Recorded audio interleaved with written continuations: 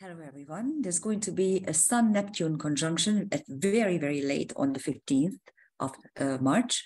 And this is not a very, very special conjunction. It occurs every year, but still, since the Sun is the ego development and also your conscious way of thinking, and Neptune is the transcendental energy pattern, any transcendental or mystic behavior patterns and experiences are linked to Neptune, and of course universal love as well. Now Neptune is a transcendental planet.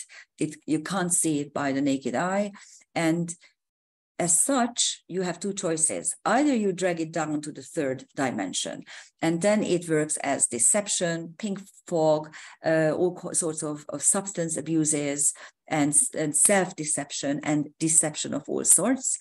Or you go up there, you elevate yourself and try to reach the higher dimensions. Music, for instance, which is ruled by Neptune, is one of the best vehicles for that.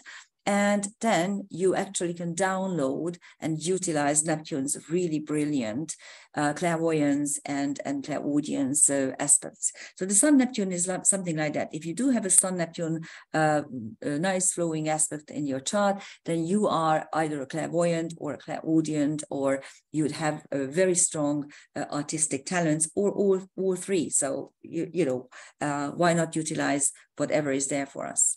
So here is the exact space-time moment. This is for London. And of course, it depends on where you actually are. Sorry, I'm trying to get rid of the share bar, and it sometimes covers half my page. So I'm fooling around with this. So this is the exact moment. It's 23 hours and 39 minutes in London. So it depends where you are. You need to relocate the chart, but this is the London chart. It's quite a beautiful chart. If you take a look at the Neptune-Mercury Sun triple conjunction, because Mercury is very nearby, it's really a triple conjunction, but this is the exact moment of the exact partile Sun-Neptune conjunction. And it trines the Scorpio ascendant for the London chart. So that's also brilliant.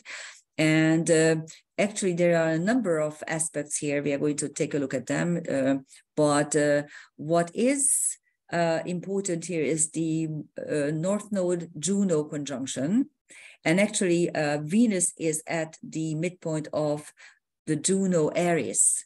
Where it's at the Juno Aries midpoint, let's put it this way. And Venus, besides love, is also money, and Aries Juno is about disruptive alliances. I keep saying that something weird is going to happen, so it's not yet there.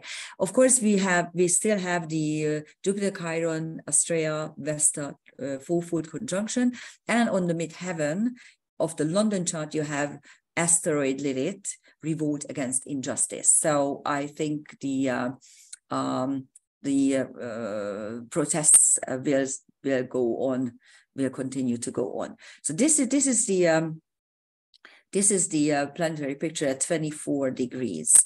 If you take a look, we have a mutable water engine involving the Scorpio ascendant, the triple conjunction of Sun, Neptune, and Mercury, and Mars.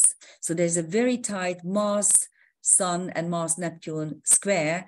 Now Mars Neptune is always about I always say it's the Grail knight, or it's the knight in shining armor, or someone who is fighting for a cause, but it could be a Don Quixote.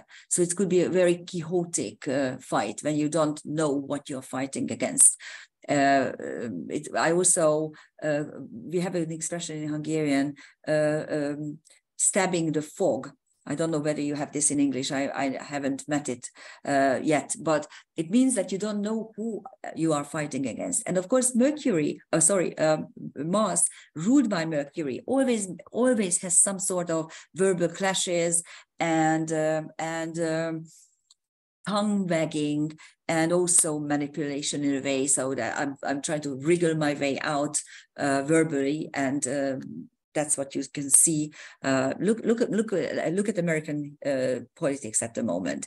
To me, it was amazing that now that the footage for the January 6th insurrection came out, and you see the mob filing and milling through the Capitolium building, not at all violent.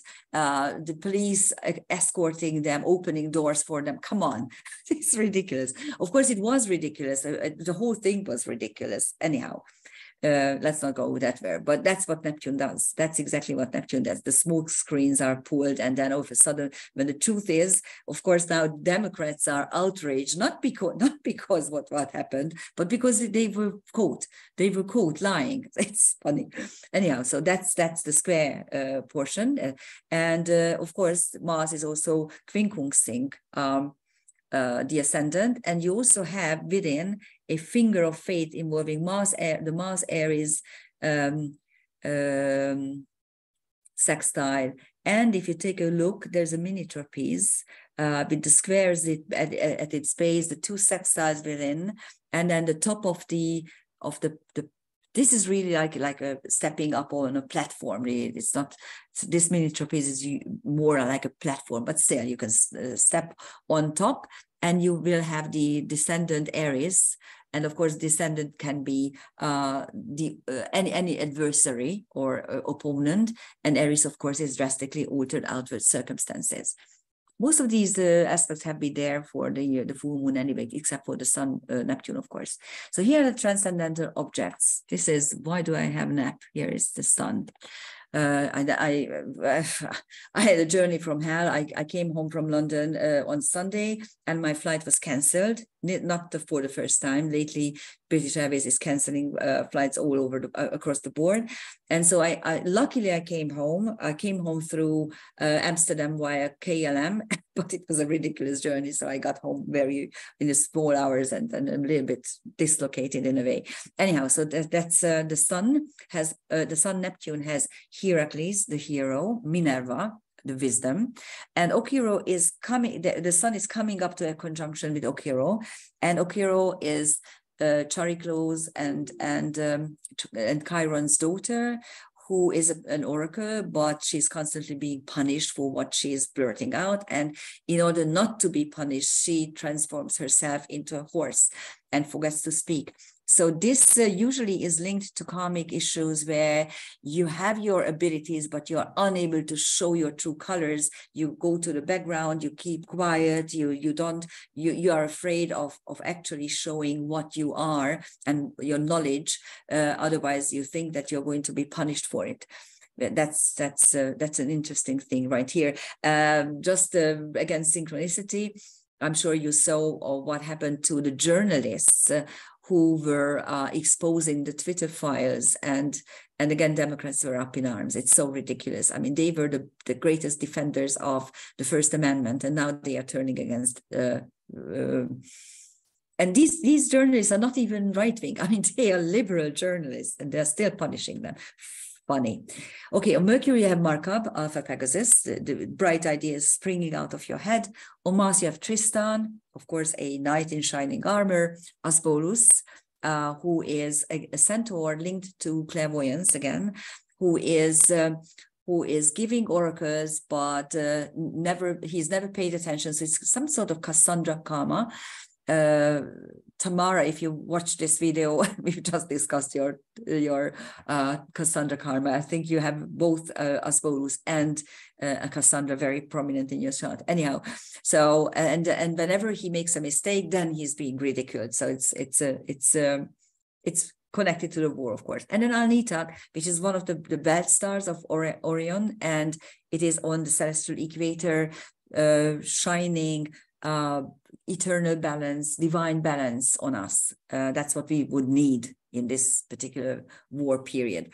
On Aries, you have Orpheus and Shiva. Shiva is the destroyer, and Orpheus is the husband who goes down to the underworld and tries to bring back his wife, but is not able to.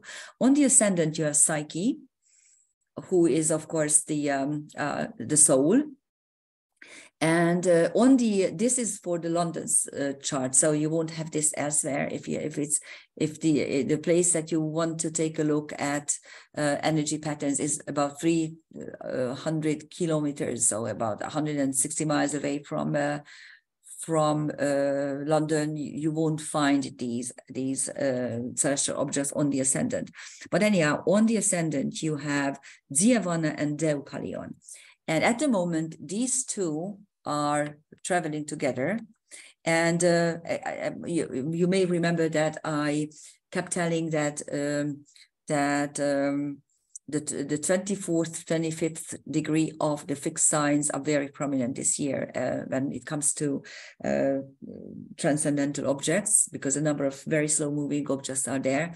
And Deukalion is survival after a big cataclysm, and also being chosen for that. And Dyawana is a diva energy, so it's the elementals and divas and spirits and sprites making themselves prominent and hopefully helping mankind and not tossing us into the pit. And then Agena, or Agena, I have no idea how we pronounce it, which is Beta Centaur, the beta star of the Centaur constellation, which is a southern constellation. You won't see it from London or from any northern hemisphere place because it's quite to the south. And Agena is one of the second most prominent healing words for karmic wounds.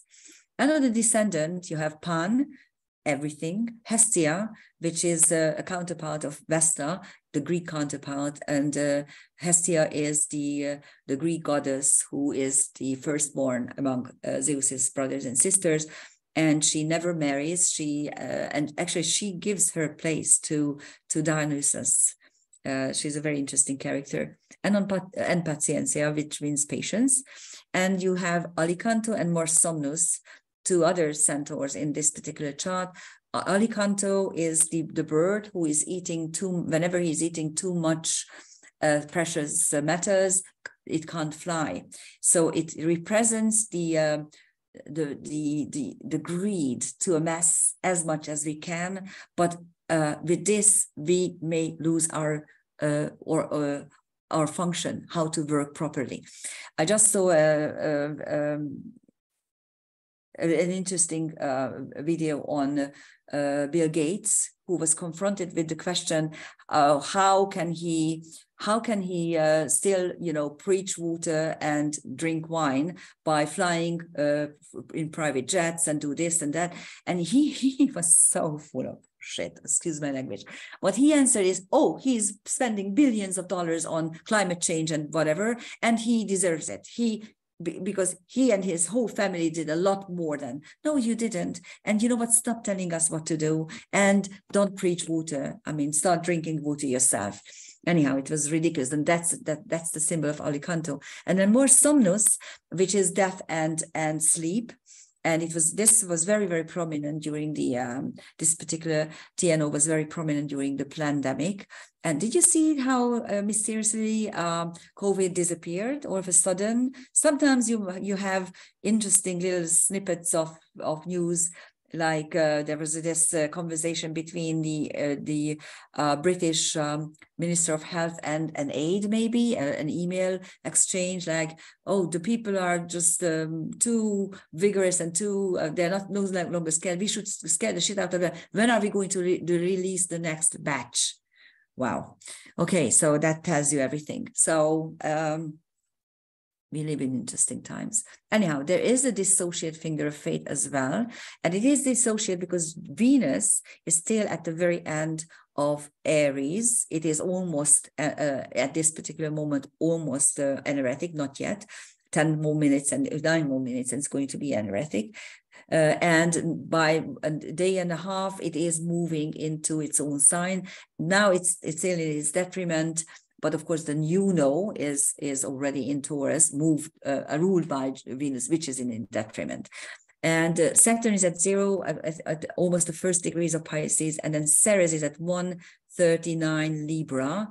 So this finger of fate is interesting because you have the Saturn-Juno sextile, which is stabilizing alliances and also relationships. But at the same time, Juno is very, very close to Aries. And actually, there was a midpoint structure with Venus. So on the one hand, there's disruption. On the other hand, there's also some sort of stability wish. and if you look around, this is exactly what happened.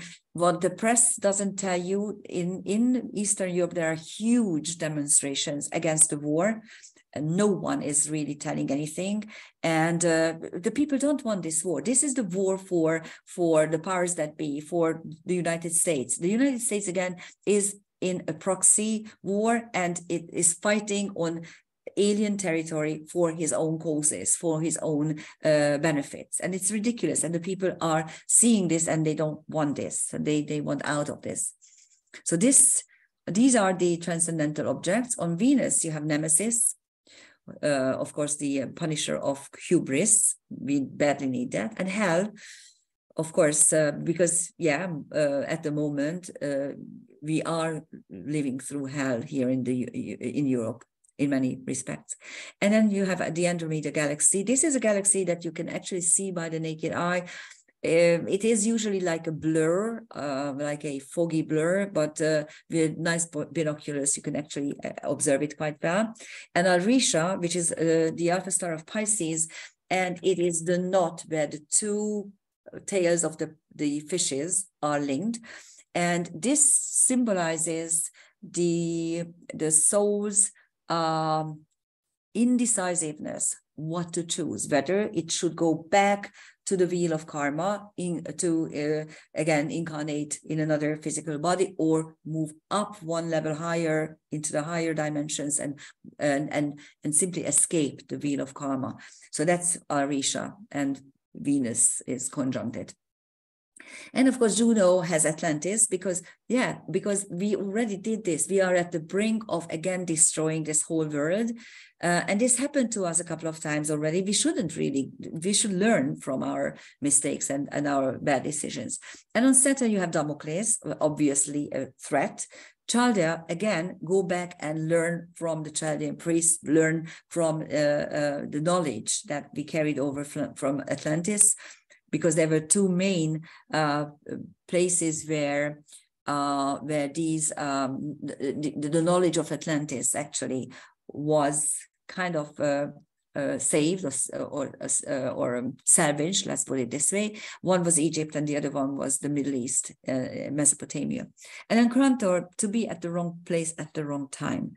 Karma linked to it, when you suffer unnecessarily just because you were at the wrong time, at the wrong place.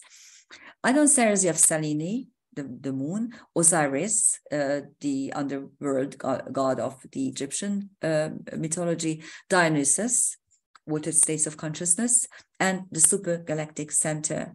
Supergalactic center is one of the key celestial areas. Maybe we can go down like this. Hold on a second. I will find it. This is the supergalactic center. Why am I not doing this properly? Okay, I'm sorry. I'm fumbling. Here, this is it. You can see that Laniakea is a huge cluster of galaxies. It's an enormous cluster of galaxy. This is a supercluster, of course. This is Shapley. Shapley is at 2 degrees Scorpio, by the way. And the center of Laniakea is what we call the Great Attractor at 14 degrees Sag. That is one of the main key celestial areas in karmic astrology. And the other one is what we call the supergalactic center. And here you can see that this is a Virgo supercluster here. And this is kind of perpendicular to the Milky Way. So and of course in karmic astrology, this Libra 1 degree denotes the issue of nothing is ever enough, and Ceres is at the moment there. And we have a dissolved karmic cage. Again, I forgot to put here Astrea, but what I'm going to do is, because I made another picture with the transcendental object. So here's the karmic cage. Whenever you see a karmic cage, it is brilliant for actually stepping out of your usual ways, your stereotypes, and moving towards your destiny choices. Otherwise, what we do is we start utilizing our South Node energies and all the decisions we are instinctively making, all the survival instinct that we are using are usually linked to the south node and its transcendental objects. And what we are supposed to do is moving towards our destiny, the north node. But this never occurs before the midlife crisis, except when you have a karmic cage, when you have a celestial object exactly squaring. And I'm saying exactly squaring, so I only accept 1 degree of orb. If it's any of the luminaries, you can go 1.5 degree, but that's it. And when you have that, it means that because of this, the daily stressful energy of the squares, you learn to utilize the south node much earlier and consciously avoiding its traps and pitfalls, and you learn to move towards your north node and the destiny choices you wanted to make. And this karmic cage is dissolved by trans-Pluto, which is dimension jump. And here are the transcendental objects. On the north node, you have Atlantis, Sphinx, Hurem, Heaven, Cleopatra, and Sheraton.